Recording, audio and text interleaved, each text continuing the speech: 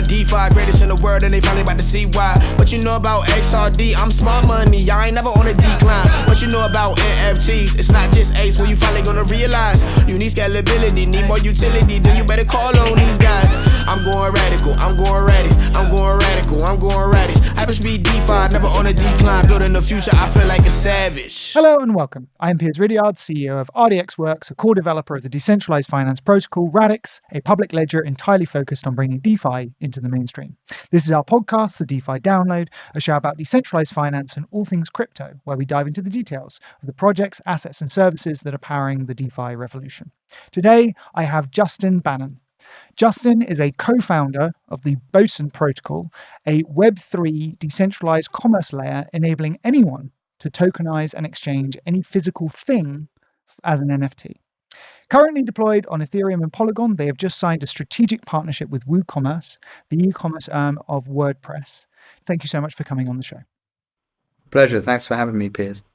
So I think it would be great just to start off with a bit about your background. So how did you come to co-founding Boson, and what happened before that?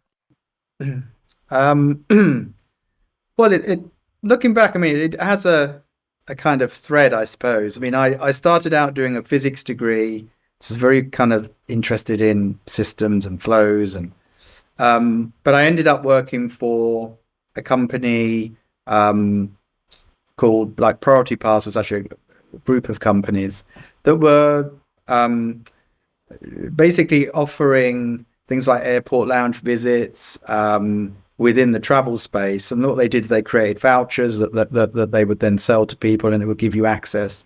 And so I started working for them, and in parallel started to do a master's in digital innovation really quite early. And I did this digital transformation of Priority Pass, where I took those paper vouchers and said, okay, well, let's make those electronic vouchers. And instead of just like lounge visits, let's do lots of different products across the travel space.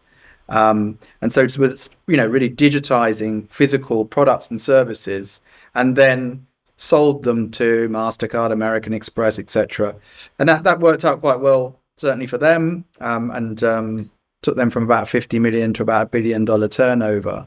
And then for my sins, I sort of thought, okay, well, I'd heard a bit about blockchain, and I was really into business models, like the physics of business, and kind of was a crossover between my two interests. Got into blockchain, and so many people say, got down that rabbit hole, did this second master's, and I thought, okay, well, what happens if now you go from paper to digital to blockchain? What do digitized physical assets look like on a blockchain? And it was clear that they'd have very different properties to just digitizing, right? They would have to have these sort of basically strong and verifiable claims backed by cryptography that was an inherent claim to all on-chain assets. And it was unclear at the time whether it was even possible to enable that. But that was the core problem that I sort of set out to solve. So your background started off, as in like not started off, but at Priority Pass and the group of companies that was behind Priority Pass, you started the process of tokenizing physical products. I don't want to just say, and when I say physical products, I mean like physical experiences as well. I'm like getting into a lounge is a physical experience rather than like something tangible that I can eat, for example. And then you saw blockchain. I think for many people, what was probably clear in your head, but may not be clear, is not clear in my head, is what is the problem that was in the previous business model that is addressed in the new thing? So like, is blockchain and Boson a problem looking for a solution, or is it a solution for a problem that you actually experienced in your previous sort of Priority Pass world? Yeah, well, I mean, there's a number of different problems at different levels.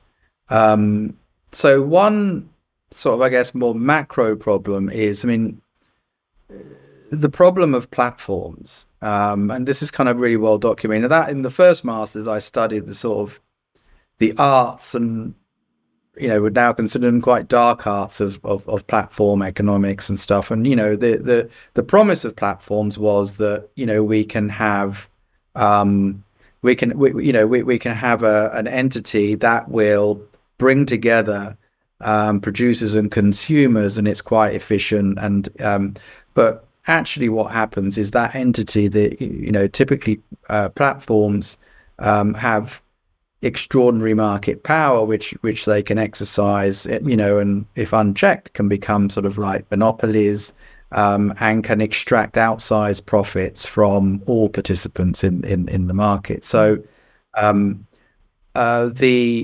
the notion of having a neutral protocol that could perform the same job as a platform, but without, that was hard coded, because it was on a blockchain, it could be hard coded so that it can't be evil, rather than just making the claim of don't be evil, was one of the things that really sort of inspired me, because I sort of, I guess, got to the top of this organization, and I got quite despondent with my role. I referred to myself as like chief extractionary officer. It felt like I was taking more from customers, taking more from suppliers, and even like long-term members of staff. It was all about extraction and sort of sending that money to a small group of shareholders.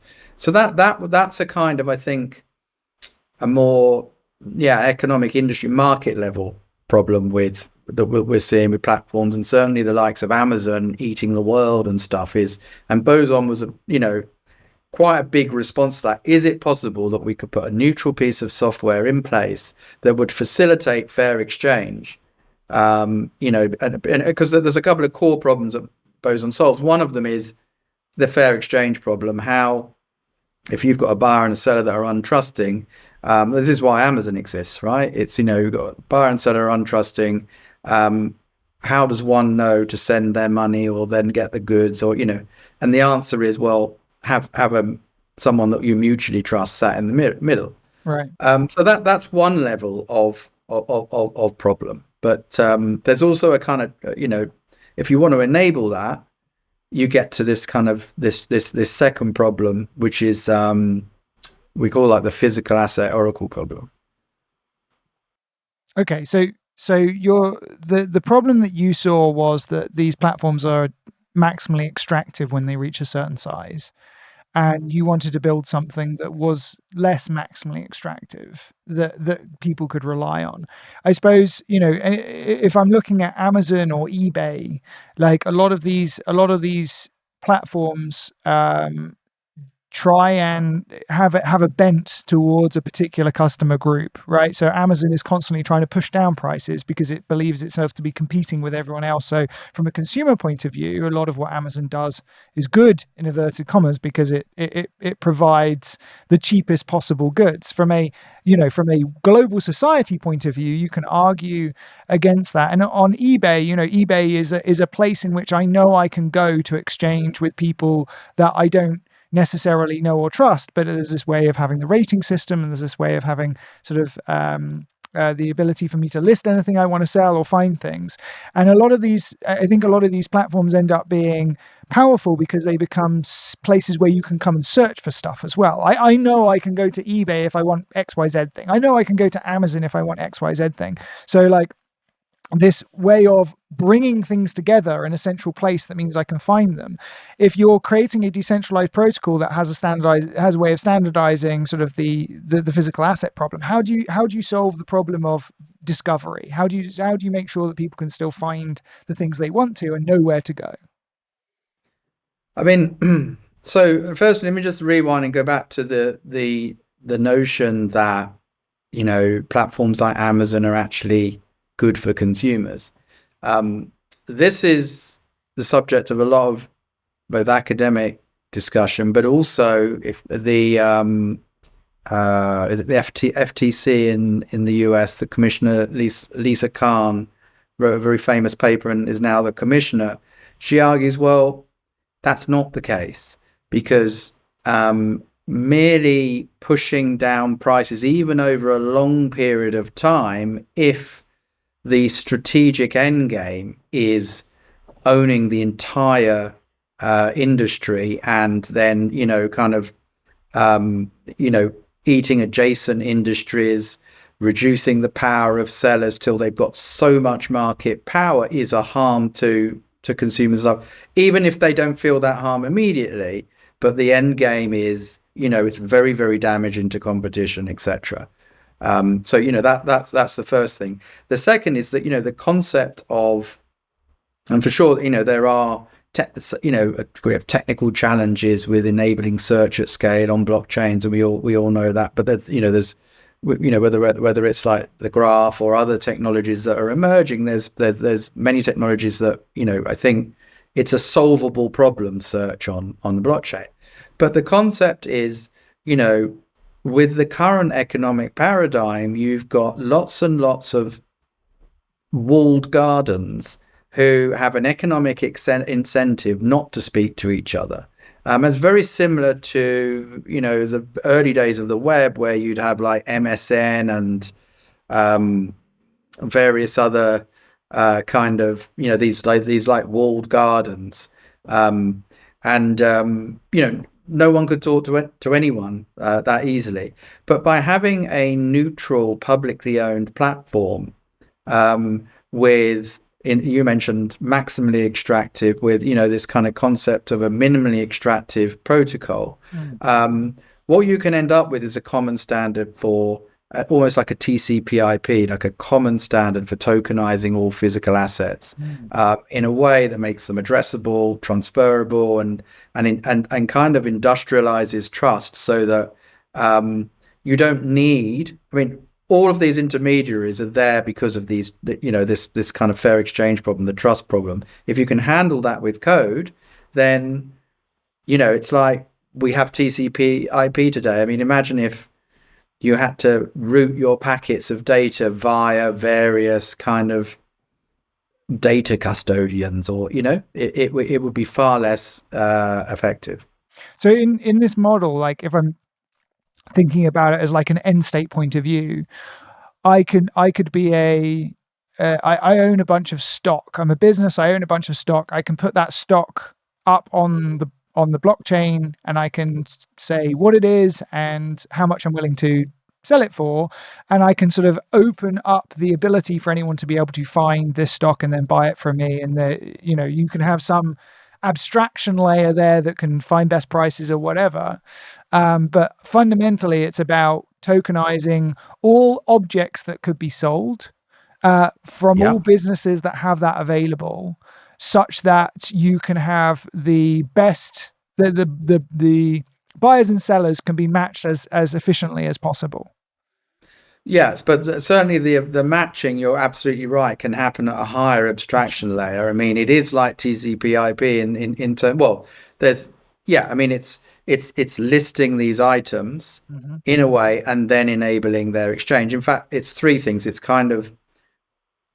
It's bridging between the digital and physical, which is this physical asset oracle problem, which we can discuss. But then listing those items in a common interoperable format where trust is industrialized. Trust is now handled by machines in the same way as the routing of your data packets across the internet, so that it doesn't become this material factor that's then drives the structure of industries and intermediaries and all of these other. It just goes away. It becomes kind of trivialized, and you can just ping assets, which is kind of like, if you look at commodities markets, someone in Beijing can buy a ton of cocoa beans and sell them all around the world 3 or 4 times. The cocoa beans do not move from Peru until the end game, when someone decides they actually want to, settle them and send them to Amsterdam, for example. We'll come back to that point, because I think that point has some really interesting nuances in it. So, like,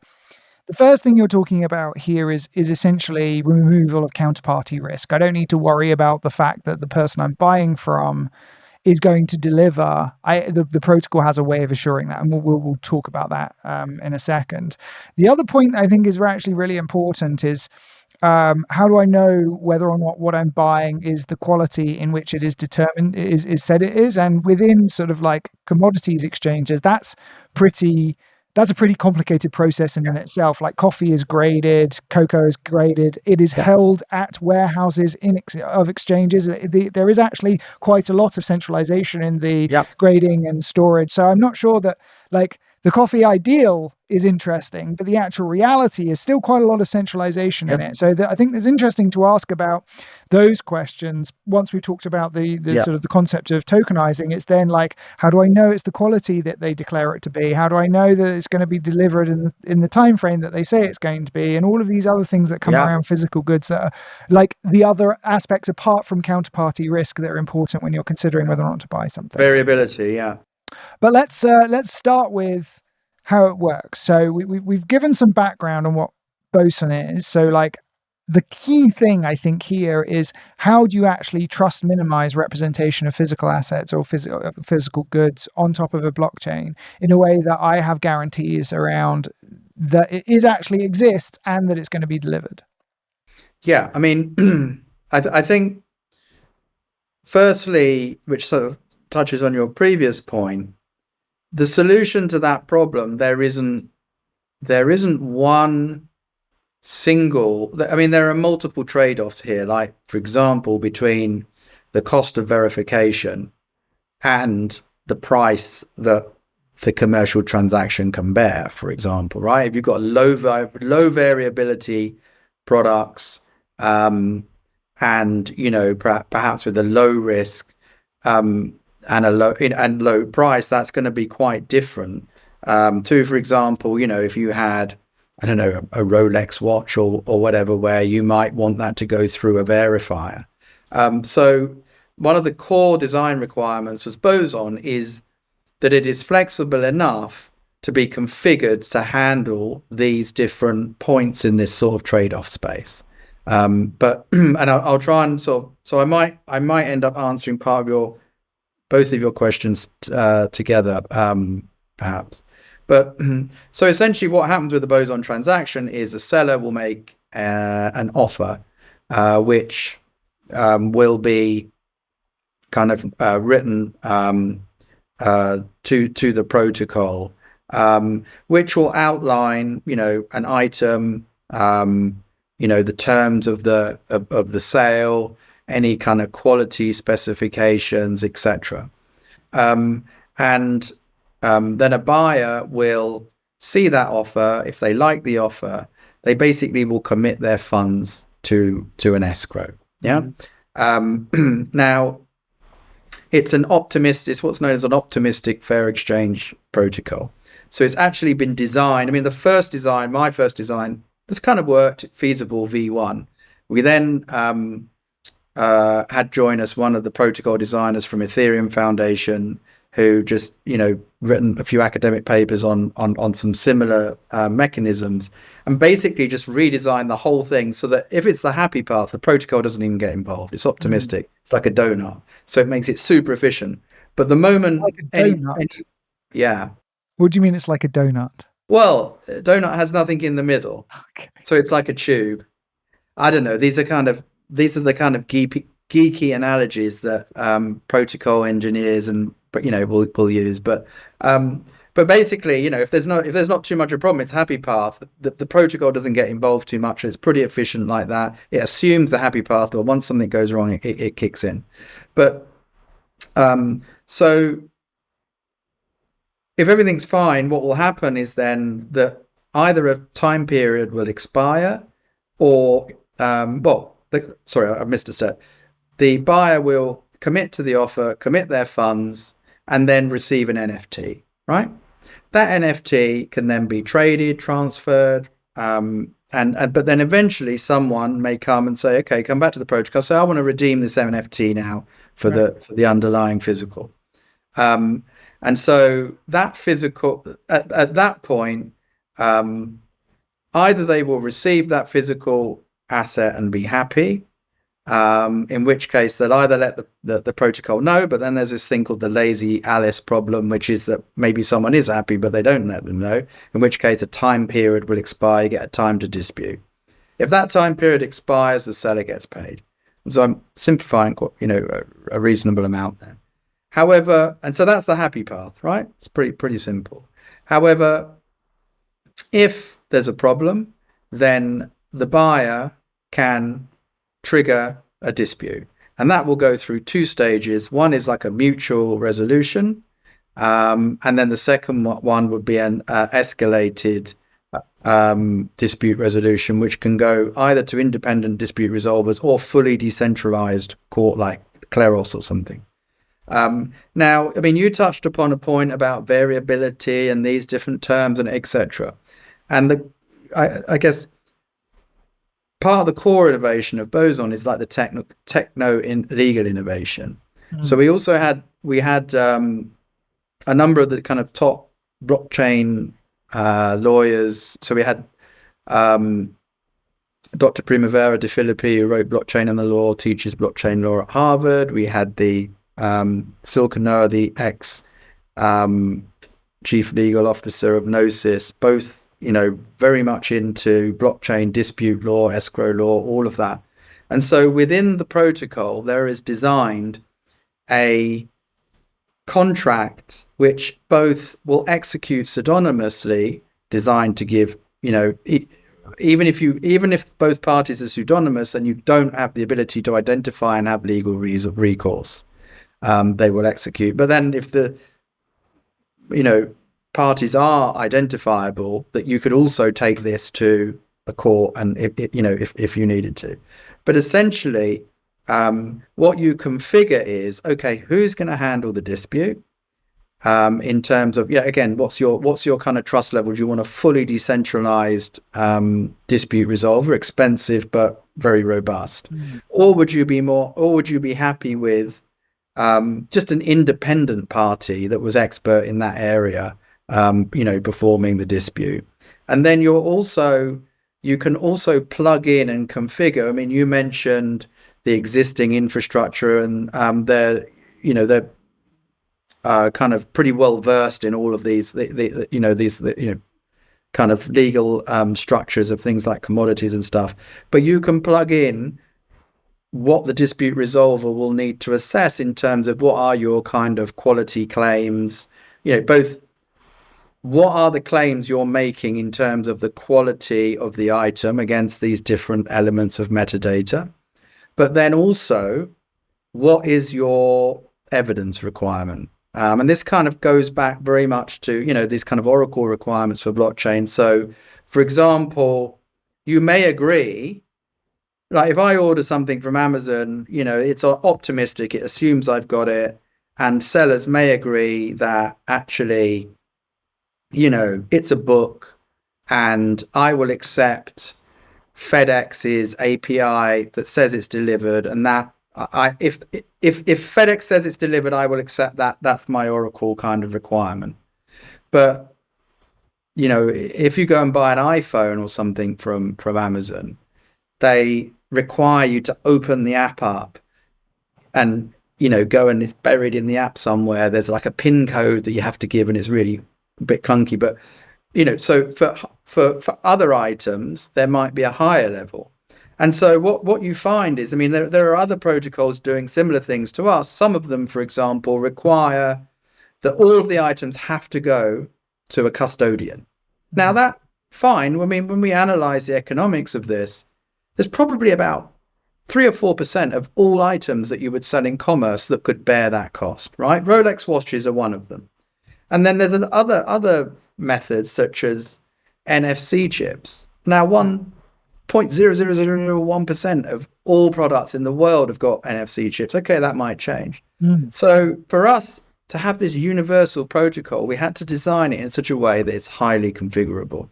And so that's, so really, yes, it's got protocol design in there, and obviously then you need to design it to be efficient from an engineering point of view, and but this techno-legal innovation where you can actually prescribe what are these elements of variability, what are the properties of the thing, and it goes back to the economics of contracts and whether you can get a complete contract, but what are the claims you're making and how do you evidence them?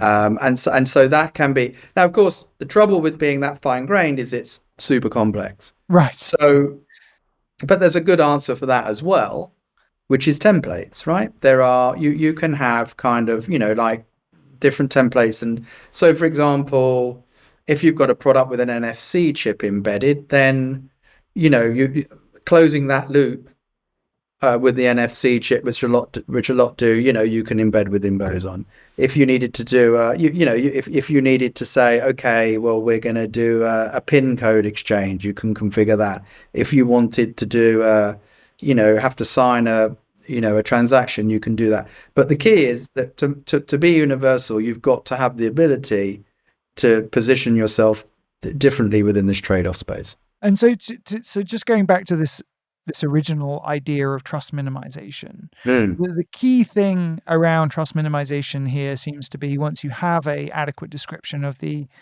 NFT on ledger, of the object that you want to sell on ledger, you then have this escrow and dispute resolution process, which means that you can have much higher confidence about the fact that you're actually ultimately going to get that delivered. Is that the main sort of concept? Well, actually, probably sitting in the middle of that takes the main payload of the disputes is a piece of game theory that incentivizes both parties to seek local remedy rather than going to. So what you need to have, and again, we had a couple of the world's top game theorists sort of working on this. Yeah.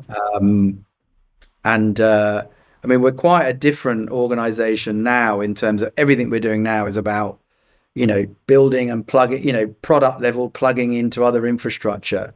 But for a good 2 years, it was, a kind of a research project with some really super smart people. But you have an escrow, and then you've got, these escalated dispute resolvers.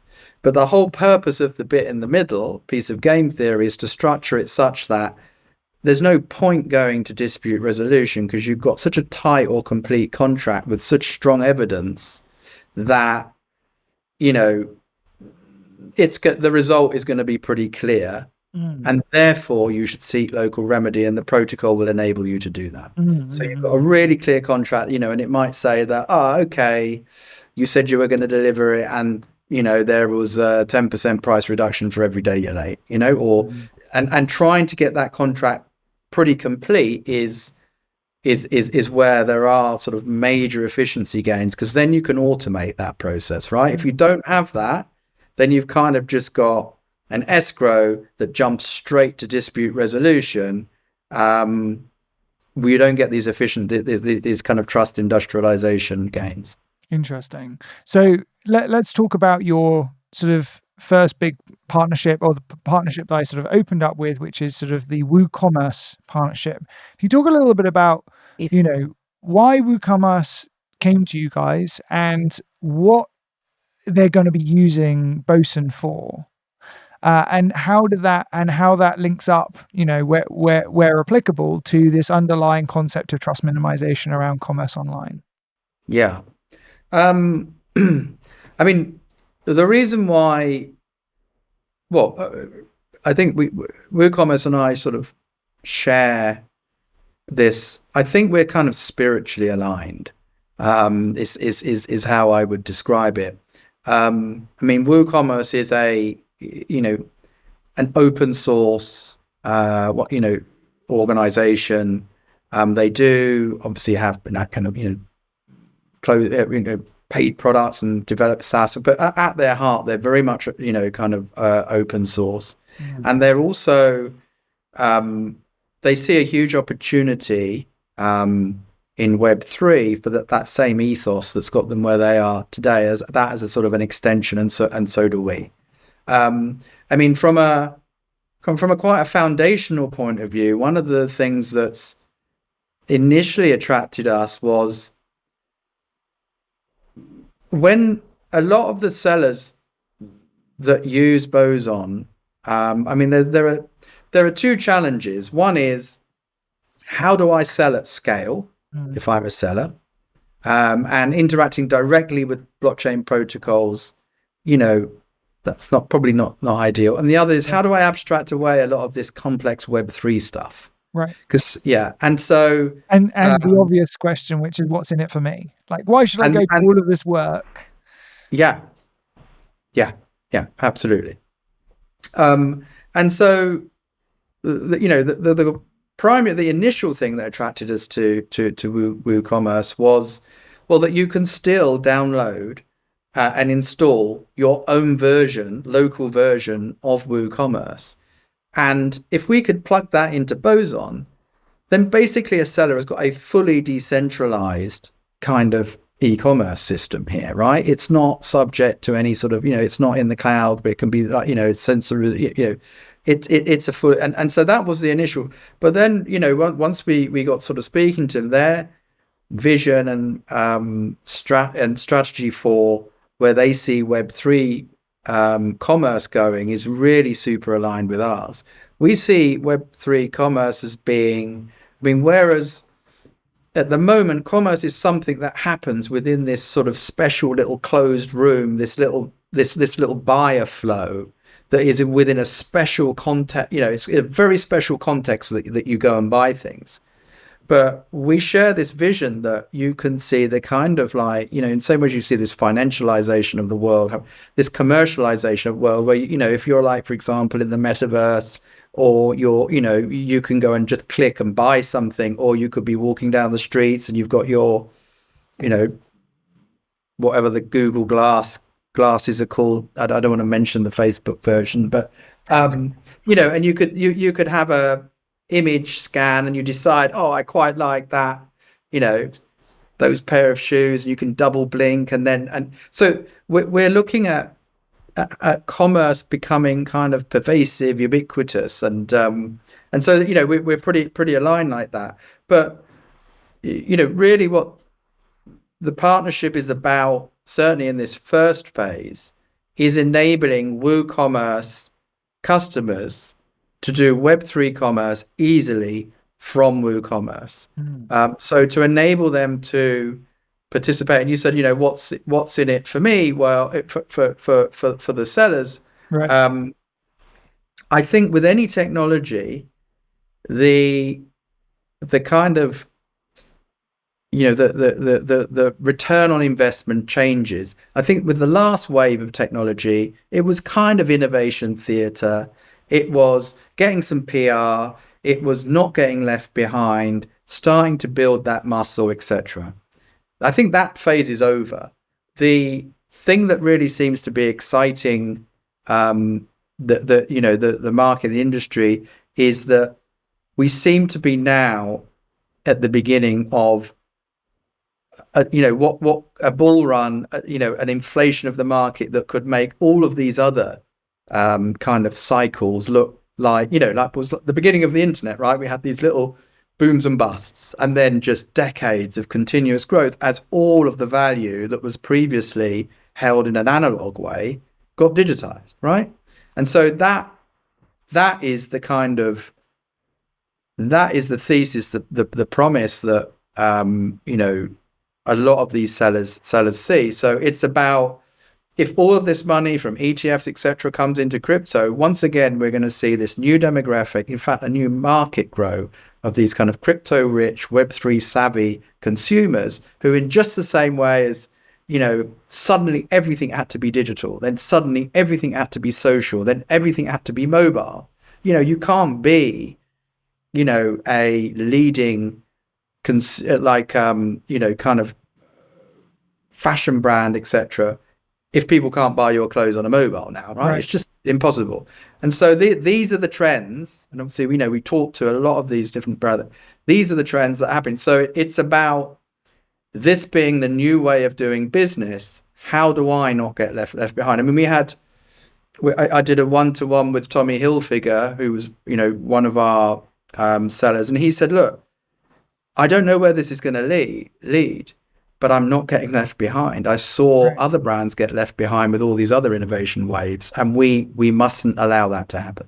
I think the concept of digitizing all of things that are available to be sold in the world, all stock that people have, and having some way in which that can then digitally be interacted with, and you can search. Like there's clearly warehouses full of stuff that do not have effective channels to be able to reach the market in a timely fashion. And I think that's true globally, for almost every category of good and service you can think of, in which we have market inefficiencies, both on the buy side and the sell side. Like, buyers can't find the thing that they want at the right price that is best available for them. And so they rely on the brand places that they can go to find those things. And sellers struggle to find the right channels to put those goods and services down and then control their stock levels between those channels. All of that, absolutely accepted. Very, very powerful future vision. What I'm curious here is, like, what is the bit that WooCommerce wanted to work on immediately? So what's WooCommerce doing now, and why did that get them excited? Yeah, so what we're doing now is enabling WooCommerce. What they're doing with Boson is enabling WooCommerce sellers to tokenize their inventory directly from WooCommerce, whether it's a physical or a phygital, tokenize their inventory directly from WooCommerce, push that into this new Web3 space, whether that's selling it on OpenSea, selling it within the metaverse, selling it, as an NFT drop on their website. And then these tokens then go and float around this new Web3 economy, getting sold and stuff. And then when someone is then ready to buy, ready to redeem that, they go back to the seller's site, to this Boson redemption point, plug their NFT in and get the physical product out. And so Boson is a bridge between WooCommerce and Web3, both in terms of pushing product into Web3 and pulling, these redeemable NFTs out. And so yeah, I mean, some of the other things they're really interested in doing, Automatic, who the company that owns WooCommerce and WordPress and stuff, they've also got some of these brands like Tumblr and these other. They're interested in enabling the commercialization of a lot of this content. So if you're a blogger, for example, and you want to go and, I don't know, sell some merch, Web3 and Boson enables this sort of the unbundling of commerce from this standard kind of commerce flow. So you can just plug in we've got these like little kiosks that go into Decentraland, or these little commit widgets and panels that go here, and you just go and interact with your wallet, and without having to trust anyone, you just get an NFT that's redeemable and then go. So these things can kind of really plug in a way that breaks this standard commerce flow and makes it more, kind of pervasive, I guess, across this whole other digital environment. Interesting. And I suppose last question, because we're coming up on time. One of the things that I think that anyone who's in DeFi is going to look at and go, is the idea of the escrow, not the payment not being delivered until such time as the delivery is delivered, right? So if it's a big value item, and I'm putting the money into the transaction, but it's escrowed until such time as it's confirmed to be delivered. From the point of view of the seller, that's quite capital inefficient. So how do you bridge that gap? What's the solution to that? Yeah, I mean, absolutely. There's this trade-off between trustlessness or trust minimized, and then the standard solution is locking up, putting funds at stake, which creates capital inefficiency. So the solution that we will be sort of releasing next year will be where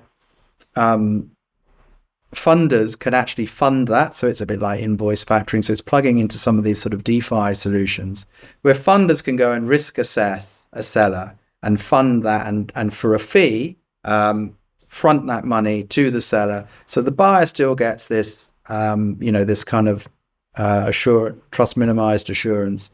The seller gets paid on time, and then a funder has an opportunity to earn fees for fronting that money, and plus also having the facility for other sort of individuals to then provide liquidity to that pool for a fee as well, and then all of this incentivized by the Boson token. And so that's our kind of financialization of Boson commerce.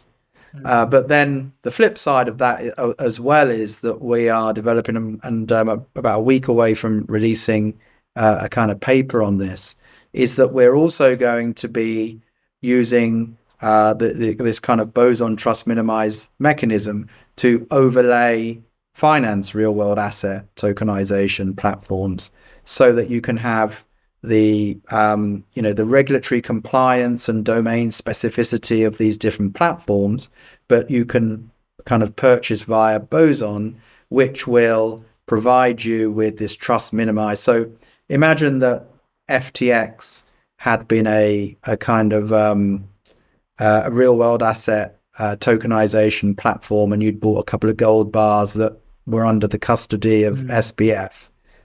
You might be in a spot of trouble right now. But if you'd have bought that through Boson Protocol, you would be able to, be able to, kind of dispute claim and receive your funds back. And in that case, then it's just the financiers who did the who did the invoice factoring in between who get screwed.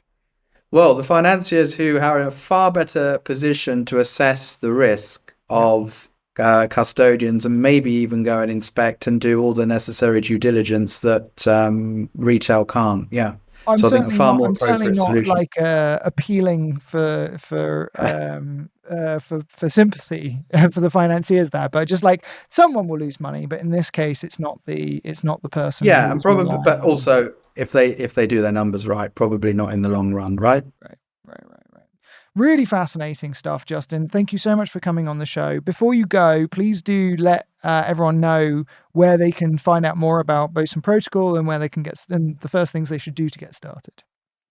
Absolutely. Well, the first place to go will be bosonprotocol.io, our website, and then follow us on Twitter at Boson Protocol. And we've got the next month or two is probably going to be the most hectic we've ever had in terms of releases of new papers and product and partnerships, and huge amount of activity. So look forward to seeing some of your audience on our channels. Thank you so much.